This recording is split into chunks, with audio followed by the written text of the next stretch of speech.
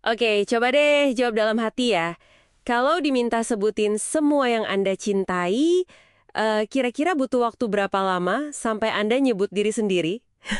Pertanyaan dari Vex King ini dalam banget ya rasanya. Selamat datang di pembahasan kita kali ini. Kita mau coba kupas tuntas nih soal inti penerimaan diri. Sumber kita kali ini dari materi yang Anda bagikan, khususnya bagian 4 buku Good Vibes, Good Life. Kita bakal ngobrolin soal gimana caranya menghargai diri kita ya, fisik dan batin, terus stop banding-bandingin diri, juga soal merayakan hal-hal kecil, menghargai keunikan kita, sampai gimana caranya bisa lebih baik dan memaafkan diri sendiri.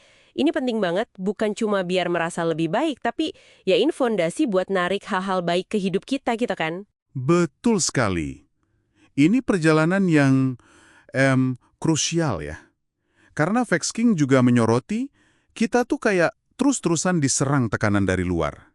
Terutama soal penampilan.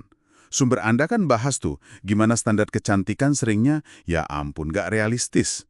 Bahkan sering dimanipulasi ya. Kayak gambar-gambar editan sempurna di media gitu. Tujuannya sih mungkin jualan, tapi dampaknya ke kita bisa bikin ngerasa kurang terus. Bener banget. Jadi inget cerita di sumber Anda itu, soal tokoh publik muda. Dia sampai operasi gara-gara komen negatif, tapi udah berubah pun tetap aja dikritik. Aneh kan? Ini nunjukin banget kalau standarnya tuh ya suka-suka orang aja gitu. Nggak ada patokan pasti. Vex King kan nekenin, nggak ada definisi tunggal buat cantik. Ukuran celana, warna kulit, bentuk tubuh, ya itu bukan nilai kita kan? Terus gimana dong caranya kita mulai bisa benar-benar nerima keunikan fisik kita di tengah gempuran kayak gini? Kuncinya itu geser fokus dari nyari pengakuan luar ke penghargaan dari dalam diri. Sadari aja kalau keunikan fisik Anda itu ya bagian dari diri Anda, bukan sesuatu yang harus diubah biar sama kayak cetakan orang lain. Nah, ini nyambung banget sama perangkap berikutnya yang Vex King bahas. Perbandingan. Dia cerita pengalaman masa kecilnya. Bandingin rumah, bandingin baju. Ujung-ujungnya apa? Cuma nyuri kebahagiaan aja. Apalagi sekarang ya, era medsos. Ini jadi lebih parah loh. Wah, iya bener. Di medsos kan yang kelihatan. Versi yang udah dipoles, Iya, iya. kan? Hubungan yang kelihatannya sempurna. Padahal ya siapa tahu aslinya gimana. Ingin diri itu kayak lari di tempat ya, nggak kemana-mana, cuman capek sama ngerasa ya pahit gitu. Sumber ini bilang satu-satunya perbandingan yang sehat ya sama diri Anda di masa lalu. Lihat udah sejauh mana kita tumbuh. Kalau bersaing sama orang lain, wah itu cuma bikin kesel, bukan bikin diri jadi lebih baik beneran. Terus gimana nih nyeimbangin antara nerima fisik sama sesuatu yang lebih dalam? Nah, di sini Vex King ngarahin kita ke nilai internal. Jadi, dia bilang kalau fokus cuman ke fisik itu kayak bangun rumah di atas pasir. Gampang banget hilang kalau ada masalah, gitu. Fondasi yang kuat itu justru dari kualitas batin. Baik hati, kuat karakternya, punya empati. Ini jenis keindahan yang nggak bakal luntur sama waktu. Dan ini yang benar-benar mancarin energi positif jangka panjang.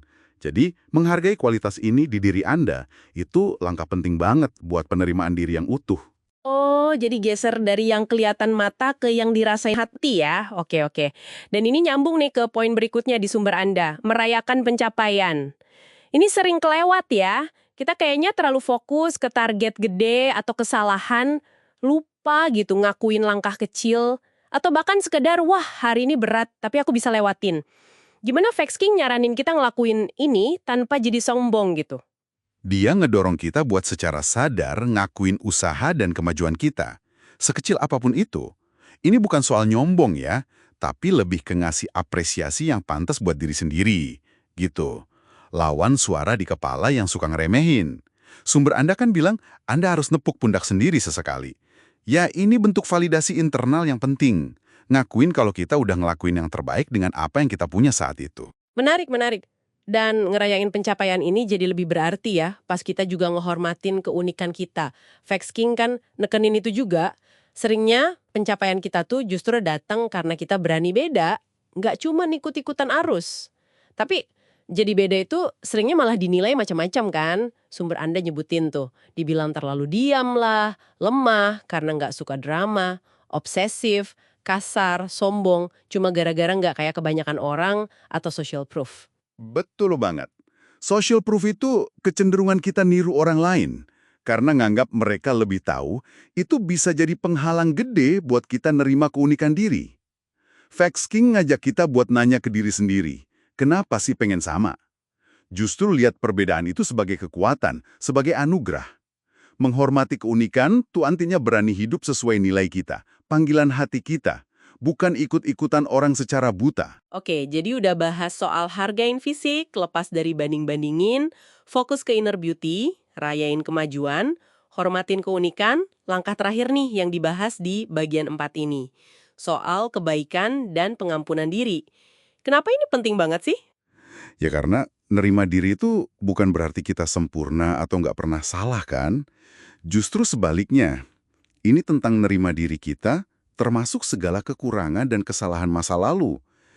Facts King nekenin pentingnya ngobrol sama diri sendiri dengan cara yang positif. Coba perhatiin deh, gimana cara Anda ngomong ke diri sendiri. Penuh kritik atau penuh dukungan. Kata-kata kita, bahkan yang cuma di dalam kepala, itu punya kekuatan buat ngebentuk kita loh. Pastikan suara di kepala Anda selalu baik kepada Anda, gitu pesannya. Dan bagian maafin dirinya itu gimana? Kadang ini yang paling susah kayaknya ya. Kita bisa kejebak nyalahin diri terus-terusan. Bener, Facts King pakai analogi anak kecil. Anak kecil kan belajar jalan jatuh bangun ya, bukan malah dimarahin terus karena jatuh. Nah, maafin kesalahan masa lalu itu kunci buat belajar dan maju. Nyalahin diri terus, ya nggak ngubah apa-apa, cuma ngabisin energi aja. Ini berlaku juga buat maafin orang lain ya. Tujuannya bukan buat ngebolehin kelakuan mereka, tapi buat ngelepasin diri kita dari cengkraman emosi masa lalu. Biar kita bebas. Wah, benar-benar rangkaian proses yang kuat ya ini semua. Tepat. Jadi, kalau kita rangkum inti dari bagian 4 ini ya, penerimaan diri itu bukan diam aja nerima nasib, tapi ini praktek aktif, terus-menerus. Ini tentang secara sadar menghargai diri kita seutuhnya, fisik, batin, plus semua perjalanannya. Tentang ngerayain kemajuan, ngehormatin keunikan diri tanpa takut beda, dan konsisten bersikap baik dan mau memaafkan. Terutama ke diri sendiri. Oke, baiklah. Sebagai penutup nih ya, coba kita bawa pulang pemikiran ini. Gimana kalau penerimaan diri yang tulus, maksudnya nerima siapa Anda sekarang, plus minusnya, tapi tetap ada niat buat tumbuh. Itu adalah fondasi sebenarnya buat naikin getaran positif kita. Dan akhirnya ya, buat ngejalanin hidup yang lebih otentik, lebih memuaskan. Pertanyaan buat Anda renungkan. Langkah kecil nyata apa sih yang bisa Anda ambil hari ini buat mulai latihan nerima diri Anda lebih utuh lagi?